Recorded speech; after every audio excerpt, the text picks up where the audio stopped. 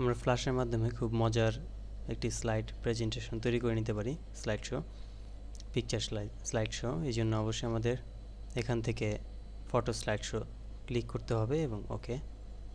এবং এখানে একটি ডিফল্ট স্লাইড শো তৈরি করা আছে, এটি প্লে অর্থাৎ 3 সেকেন্ড পর পর ইমেজটি চেঞ্জ হবে, পজ, এবং এটি ম্যানুয়ালি। এখানে আমরা খুব কুইকলি, খুব ভালোভাবে আমরা একটি স্লাইড শো তৈরি করতে পারি। এটি হলো পিকচার লেয়ার এবং এই লেয়ারের পরপর আমরা সাজাতে পারি। এখানে আমরা ইনসার্ট ব্ল্যাঙ্ক ফ্রেম পরপর আমরা এখানে সাজিয়ে রাখব ব্ল্যাঙ্ক ফ্রেম।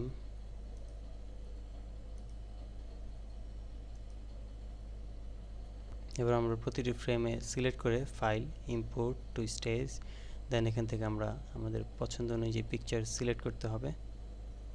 সিলেক্ট করে নিব, ফাইল, ইম্পোর্ট, স্টেজ।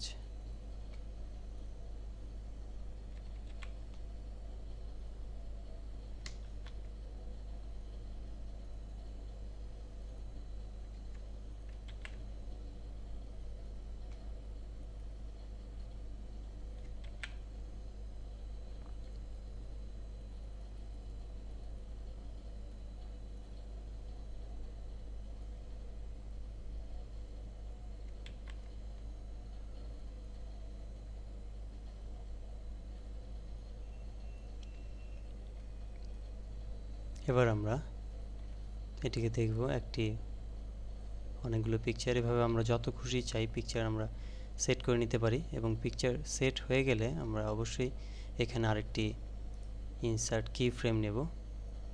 তারপর আমরা এই ফ্রেমে ইনসার্ট কি ফ্রেম, দেন এখানে ইনসার্ট কি ফ্রেম,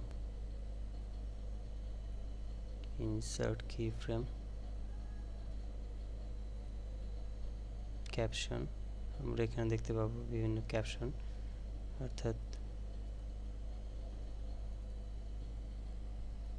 এখানে যে আমাদের ক্যাপশনটি আছে, ডিটারমিন ইন দ্য কি অফ সি, এই ক্যাপশনটির জন্য এটি আমরা এখানে ইনসার্ট কি ফ্রেম, এখানে আমরা ইনসার্ট কি ফ্রেম।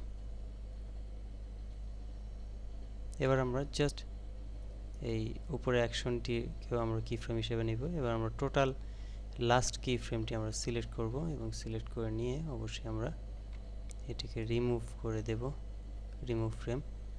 এবার জাস্ট আমরা এটিকে কন্ট্রোল এন্টার দিয়ে আমরা প্লে করে দেখতে পারি যে আমাদের স্লাইড প্রেজেন্টেশনটি হয়েছে কিনা। আমাদের অটোমেটিকলি আমাদের পিকচারগুলো অ্যাড হয়ে গেছে এবং যদি আমরা এটিকে প্লে দেই তাহলে আমরা দেখব 3 সেকেন্ড পর পর আমাদের এটি কাজ করছে।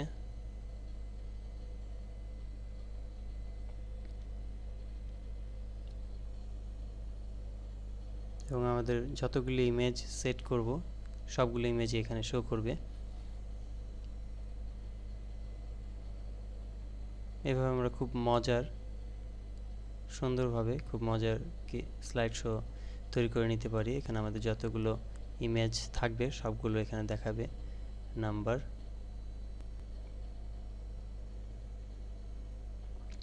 এভাবে আমরা খুব দ্রুত এবং খুব ভালোভাবে আমরা একটি ইমেজ ভিউয়ার বা একটা স্লাইড শো তৈরি করে নিতে পারি।